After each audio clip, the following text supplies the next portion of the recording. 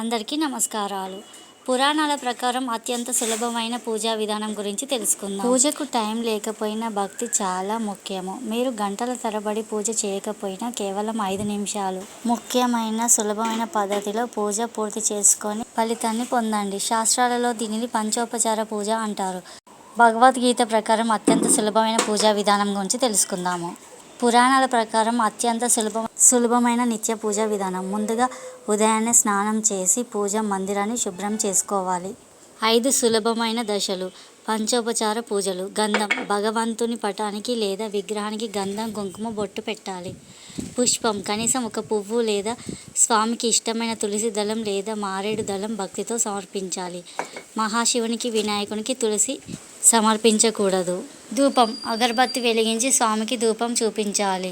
దీపం. ఆవు నెయ్యి లేదా నువ్వుల నూనెతో దీపారాధన చేయాలి. దీపం వెలిగించడం దైవ సాన్నిధ్యానికి సంకేతము.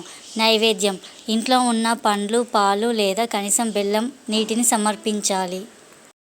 ముఖ్యమైన పురాణము. వాక్యం. భగవద్గీతలో శ్రీకృష్ణ పరమాత్మ పత్రం పుష్పం ఫలం తోయం అని చెప్పారు. అంటే భక్తితో ఒక ఆకు, ఒక పువ్వు, ఒక పండు లేదా కనీసం గుక్కెడు నీళ్లు ఇచ్చినా తాను ఎంతో సంతోషంగా స్వీకరిస్తానని దీని అర్థము. ముగింపు.